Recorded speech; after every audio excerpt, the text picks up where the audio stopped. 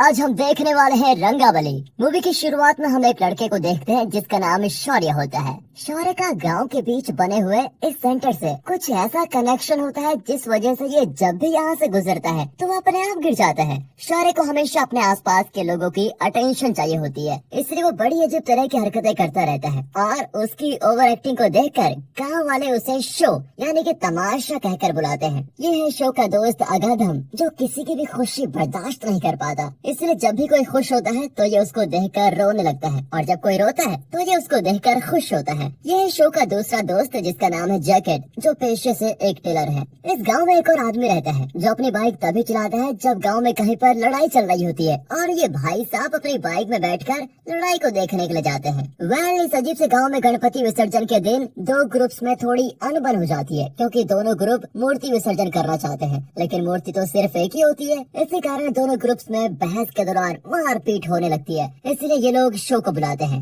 Show के बारे में दिलचस्प बात यह है कि जब भी कहीं पर लड़ाई करनी होती है तो वो हमेशा व्हाइट कलर की शर्ट पहन कर जाता है ताकि ये पूरी लड़ाई में बिल्कुल अलग लगे। अब शो वहाँ पहुंचकर अपोजिट ग्रुप की जमकर धुलाई करता है और लड़कियों को इम्प्रेस करने के लिए अपनी शर्ट भी उतार देता है जिससे उसकी बॉडी नजर आ सके। इसके बाद जब शो अपने फादर की मेडिकल शॉप पर जाता है तो वो उसे कस्टमर्स के सामने डांटना शुरू कर देते हैं, क्योंकि उसका दुकान की तरफ जरा भी ध्यान नहीं रहता और उसने जिन लोगों को मारा होता है वो फ्री में यहाँ से दवाइयाँ लेके जाते हैं। अब शो का टेस्ट लेने के लिए वो उसे बूढ़ी औरत की दवाइयों के लिए डॉक्टर का लिखा हुआ प्रिस्क्रिप्शन देते हैं, लेकिन शो को डॉक्टर का लिखा हुआ कुछ समझ में आता ही नहीं और वो बूढ़ी औरत को घुटनों के दर्द की दवाई की जगह प्रेगनेंसी की दवाई दे देता है। ये देखकर उसके फादर समझ जाते हैं कि इस लड़के का कुछ नहीं हो सकता। शो यहाँ पर एमएलए का खास आदमी है और एमएलए उसकी हर बात मानते हैं। शो पैसों के जुगाड़ के लिए अपनी ही दुकान में चोरी क्या करता है और तो और ये अपनी दुकान के यूपीआई क्यूआर कोड को भी बदल देता है। एक दिन जब शो अपने दोस्तों के साथ शराब पी रहा होता है तो उसके फादर उसे ऐसा करते हुए देख लेते हैं। घर आने के बाद गुस्से में वो शो को कल सुबह विशाखापट्टनम में अपने दोस्त सूर्य नारायण के मेडिकल कॉलेज में एडमिशन लेने के लिए कहते हैं और उसे वार्निंग देते हैं कि जब दवाइयों के बारे में सब कुछ जान लो तभी इस गाँव में वापस आना। ये सुनकर शो भी समझ आता है कि अब उसे दुकान के काम में अपने फादर का साथ देना चाहिए और वो इस गांव में परमानेंटली तभी रह सकता है जब वो मेडिकल कोर्स को पूरा कर लेगा। फिर अगले दिन जब शो अपने फादर के साथ बस स्टेशन जा रहा होता है तो उसी सेंटर पर फिर से गिर जाता है जहाँ पर वो अक्सर गिरा करता है। फाइनली शो बस स्टेशन पहुँच जाता है और वहाँ बस के अंदर उसे अगाधम मिलता है जो उसके साथ विशाखापट्टनम जाने वाला है, क्योंकि इस गाँव में सभी लोग सेटल हो चुके हैं और अगाधम उन्हें खुश लेकर बहुत ज्यादा दुखी होता है, इसलिए वो शहर जाकर लोगों को दुख में देखना चाहता है। इसके बाद कॉलेज पहुंचने पर वहाँ का डीन शो से बीपी के बारे में पूछता है तो शो और अगाधम उसे बीपी यानी ब्रांडेड स्प्राइट के बारे में बताने लगते हैं, जो कि अल्कोहल ब्रांड है। जब आप सुनकर डीन शो के फादर को फोन करके बताते हैं कि भाई इस लड़के का कुछ नहीं हो सकता और हमारे कॉलेज में इसके लिए कोई जगह नहीं है, इसलिए बेहतर यही होगा कि आप इसे लेकर मेडिकल शॉप की जगह वाइन शॉप की जिम्मेदारी दे दें, क्योंकि इसे शराब के अलावा कुछ आता ही नहीं। लेकिन उसके फादर के कहने पर डीन उसे कॉलेज में कुछ महीने के लिए डॉक्टर अलख्य के साथ असिस्टेंट के रूप में अपॉइंट कर देते हैं, लेकिन अलख्य के अंडर पहले ही बहुत ज्यादा जूनियर ट्रेनिंग ले रहे होते हैं, इसलिए वो उसे शाहजहा के पास जाने के लिए कहती है। रास्ते में शो को कुछ सीनियर्स रैगिंग करते हुए भी दिखाई देते हैं, जो शो के साथ भी बदतमीजी करते हैं, क्योंकि उन्हें पसंद नहीं होता कि कोई हैंडसम लड़का डॉक्टर शाहजहा के आसपास भी भटके, इसलिए सीनियर उसे वापस अलख्य के पास अपॉइंट कर देते हैं। इधर शो भी इनके साथ बहस नहीं करता, क्योंकि वो अपने गांव से बाहर लड़ाई करने में थोड़ा हिचकिचाता है। अब शो और अगाधम जब अलख्य के साथ जा रहे होते हैं तो उसे टॉपर्स की लिस्ट में सबसे ऊपर डॉक्टर शाहजहा का नाम दिखाई देता है और शो को लगता है कि ये कॉलेज की सबसे खूबसूरत और होशियार लड़की है, इसलिए वो अगाधम को अलख्य के पास छोड़कर अकेला ही डॉक्टर शाहजहा के पास पहुंच जाता है और उसे झूठ कहता है कि डीन ने मुझे तुम्हारे साथ अपॉइंट किया है। शाहजहा उसे वो दवाइयों के बारे में सभी चीजें लिखने को कहती है जो उसने अभी तक सीखी है, लेकिन शो यहाँ भी सिर्फ अल्कोहल से बनी वाली दवाइयों के बारे में लिखता है। ये देखकर शाहजहा उसे एक पेशेंट के साथ दवाई लाने के लिए भेजती है। उसे दवाई दिलाने के बाद शो शाहजहा के बारे में अगाधम को बताता है तो अगाधम कहता है कि तुम दोनों बिल्कुल अलग तरह के इंसान हो। एक तरफ शाहजहा है जो सोने की चैन का दिखावा नहीं करती और एक तरफ शो है जो सोने जैसी दिखने वाली नकली चैन को भी बड़ा चढ़ाकर शो अप करता है। इधर रात में हॉस्टल में अगाधम अपने रूममेट को देखकर खुश हो रहा होता है, क्योंकि उसका रूममेट तकलीफ में है। वहीं शो साजा के हॉस्टल के सामने वॉचमैन से उसके कमरे के बारे में पूछ रहा होता है, तो भी साजा उसे ऐसा करते हुए देख लेती है। अब अगले दिन कॉलेज में जब साजा उसे उस रात के बारे में पूछती है, तभी एक लड़की उसे बताती है कि उसके फादर मिलने के लिए आए हैं, इसलिए साजा उनसे मिलने के लिए चली जाती है। अब आने वाले कुछ दिन साजा शो को अपने साथ रखती है और उसे दवाई के बारे में सब कुछ सिखाती है। एक दिन जब शो और साजा बात करते हुए कैंटीन में खाना खा रहे होते हैं, तभी सीनियर रॉकी इन्हें साथ में देखकर गुस्सा हो जाता है और वो शो को यहाँ से जाने के लिए कहता है, लेकिन साजा उसे ऐसा करने से मना कर देती है। साजा ने कॉलेज के सीनियर को नाराज करके बहुत बड़ी गलती कर दी होती है, क्योंकि इसकी कीमत अब जूनियर्स को चुकानी पड़ेगी। इसलिए सभी जूनियर्स साजा को रॉकी से माफी मांगने के लिए कहते हैं, लेकिन साजा तो माफी मांगना चाहती नहीं और जूनियर्स को तकलीफ न हो, इसलिए वो कॉलेज से रिजाइन करने का फैसला करती है। लेकिन शो उसे ऐसा करने से रोक देता है और उसे रॉकी के पास लेके जाता है। शो रॉकी को अपनी इमेजिनेशन के थ्रू बताता है कि अगर तुमने ये हरकत मेरे गाँव में की होती तो तुम्हारे और तुम्हारे आदमियों का कितना बुरा हाल होता तुम सोच भी नहीं सकते थे। शो उसे समझाता है कि वो जब मारने लगता है तो उसके सामने कौन है इसका वो ध्यान नहीं रखता। अब रॉकी उसकी धमकी सुनकर डर जाता है और साजा उसका ये चेहरा देखकर प्यार में गिर जाती है। अब दोनों एक साथ कुछ दिन एंजॉय करते हैं और साजा अपने पापा को शो के बारे में बताती है, तो वो उसे मिलने के लिए अपने घर पर बुलाते हैं। वहाँ पहुँचने पर शो उसके घर को देखकर बिल्कुल हैरान हो जाता है, क्योंकि यहाँ घर के अंदर लिफ्ट लगी हुई है। इसके बाद शो जब साजा के फादर से मिलता है तो वो अपने महंगे फोन का शो ऑफ करने लगता है। बातों ही बातों में साजा के फादर को शो बहुत ज्यादा पसंद आ जाता है। फिर जब उन्हें पता चलता है कि शो राजावरम गांव में रहता है, तो उनके चेहरे के सारे रंग उड़ जाते हैं, क्योंकि इस गांव के साथ उनका पुराना रिश्ता है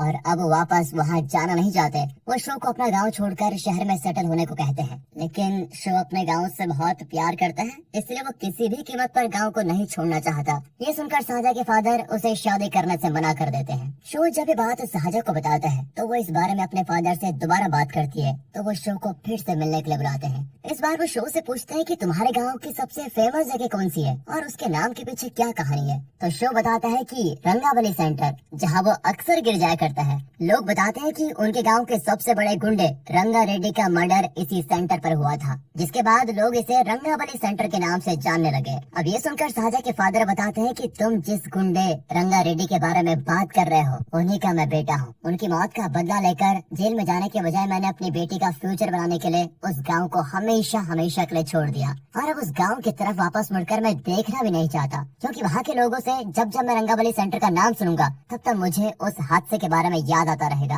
अब ये सब कुछ सुनकर शो कहता है कि अगर आपको रंगावली सेंटर के नाम से प्रॉब्लम है तो मैं उसका नाम बदल दूंगा। अब गांव वापस आने के बाद उसे चारों तरफ एक ही नाम सुनाई देता है, वो है रंगावली सेंटर। रात को ड्रिंक करते हुए उसको एक बेहतरीन आइडिया आता है। वो बताता है कि उस मर्डर के बाद इस सेंटर का नाम रंगावली सेंटर हुआ था। अगर यहाँ उससे भी कोई बड़ी घटना होती है तो फिर इसका नाम बदल दिया जाएगा। अपने गांव के सबसे बड़े हादसे को अंजाम देने के लिए ये सेंटर पर बम लगाने का डिसाइड करते हैं। अगादम के घर पर ये टाइम बम बनाते हैं, जहाँ शो को सभी की तस्वीरों पर काला जादू किया हुआ दिखाई देता है, क्योंकि अगादम किसी को भी खुश नहीं देखना चाहता। अब बम बनाने के बाद वो सेंटर के पास आते हैं, जहाँ शो के फादर की दुकान अभी तक खुली हुई है, क्योंकि वो 10:30 बजे आने वाले एक बस के पैसेंजर को दवाई देने के बाद ही दुकान बंद करते हैं। वो दुकान बंद होने का इंतजार कर रहे होते हैं, लेकिन उससे पहले एक शराबी आदमी उनके बम को एक्टिवेट कर देता है, जिससे टाइमर स्टार्ट होता है। टाइमर खत्म होने से पहले वो दुकान बंद कर देते हैं और मौका पाते ही अगादम बम को सेंटर पर रख देता है।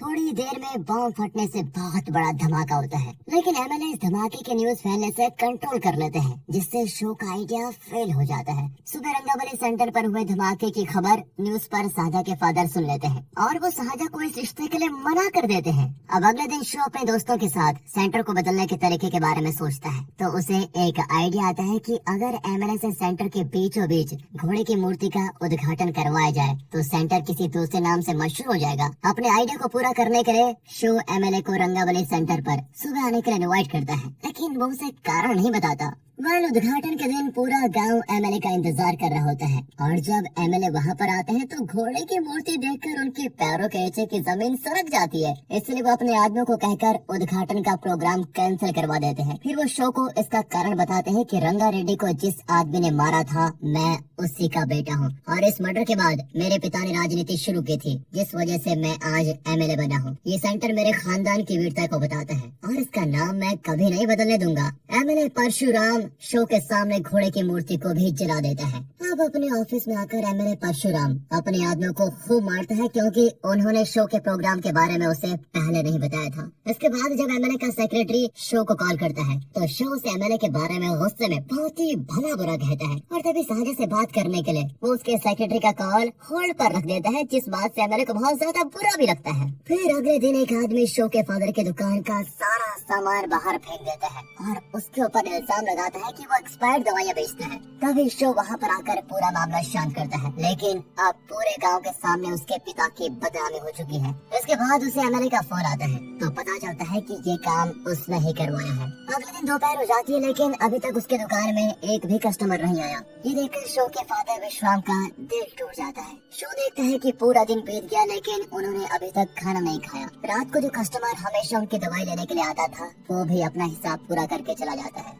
फिर उसके पिता विश्वाम शो को ये गाँव छोड़कर एक नई जिंदगी की शुरुआत करने को कहते हैं। अब ये सब देखकर शो बहुत ज्यादा उदास हो जाता है और गुस्से में फोन पर साजा से भी झगड़ा कर देता है। फिर परेशान होकर रंगा रेड्डी का इतिहास जानने के लिए शो अपने दोस्तों के साथ एक बूढ़े आदमी के पास जाता है जो रंगा रेड्डी के साथ रहता था। वो शो को पहचान लेता है और उसे बताता है कि रंगा रेड्डी को गांव में लोग देवता की तरह पूजते थे क्योंकि उसने पूरी जिंदगी जनता की भलाई के लिए लगा दी थी। एक दिन गांव वाले उसके पास आते हैं क्योंकि एमएलए उनकी दुकानों को गुरुराम सेंटर से हटाना चाहता था, लेकिन इस बार रंगा रेड्डी उनकी मदद करने से मना कर देता है क्योंकि वो चाहता था कि गाँव वालों को भी अपने हक के लिए लड़ना चाहिए। मदद न मिलने से गाँव वाले उसे भला बुरा कहने लगे। फिर रंगा रेड्डी एमएलए को वार्निंग देता है कि अगर उसने दुकानों को हटाया तो वो जिंदा नहीं बचेगा। अब ये सुनकर एमएलए बहुत डर जाता है और फिर अगले दिन गाँव वालों के सामने रंगा रेड्डी को बुरा बताकर अपनी तारीफ करते हुए दुकानों को हटाने का फैसला वापस ले लेता है और फिर इससे पूरा गांव एमएलए की तरफ हो जाता है। फिर रंगा रेड्डी जब अपनी पोती साजा के साथ गुरुराम सेंटर पर आता है तो उसे कुछ लोग दिखाई देते हैं, जिसे देखकर वो अपने आदमियों के साथ साजा को घर भेज देता है। फिर एमएलए के गुंडों और रंगा रेड्डी के बीच जबरदस्त लड़ाई होती है। इसमें रंगा रेड्डी जीतने वाला होता है कि तभी साइकिल से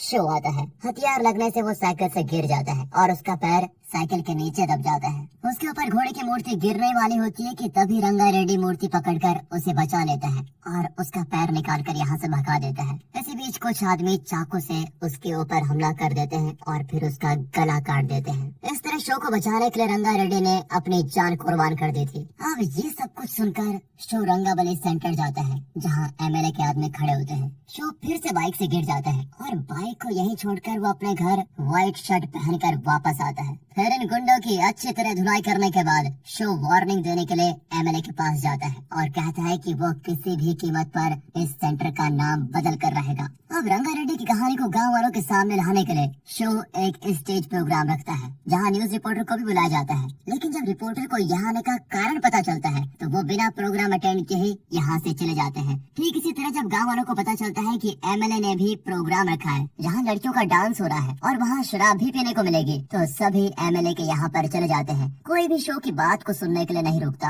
अब इस बार शो भी उसके प्रोग्राम में जाता है और डांस करते समय गाँव वालों के सामने उसके पेट में चाकू मार देता है। इसके बाद शो को पुलिस अरेस्ट कर लेती है। लेकिन इस घटना की चर्चा सभी जगह होने लगती है और हर तरह के न्यूज चैनल उसके गाँव में ये जानने के लिए आते हैं कि आखिर उसने परशुराम को चाकू क्यों मारा। शो ने पेपर के ऊपर रंगा रेड्डी का नाम लिख कर देता है। इसके बारे में पूछताछ करते हुए न्यूज रिपोर्टर रंगा रेड्डी के आदमी से मिलते हैं जो पूरी दुनिया के सामने बताता है कि रंगा रेड्डी वही आदमी है जिसने इस गांव के लिए अपनी जान कुर्बान कर दी थी। इसके बाद तो सारा खेल पलट जाता है और पूरा गांव परशुराम के खिलाफ हो जाता है। यहाँ तक कि परशुराम का सेक्रेटरी भी उसके राज खोल देता है। जब शो को अदालत में ले जाया जा रहा होता है तो वो न्यूज रिपोर्टर और गाँव वालों से कहता है कि हमने रंगा रेड्डी के मर्डर के लिए इस सेंटर का नाम रंगाबली रखा था। इस महान इंसान ने गांव के लिए जो काम किए उसकी याद में इस सेंटर का नाम रंगा राज सेंटर रखना चाहिए। शो के इस स्पीच से मानो पूरा गांव बदल गया हो। जो आदमी अपनी बाइक का इस्तेमाल दूसरों की लड़ाई देखने के लिए क्या करता था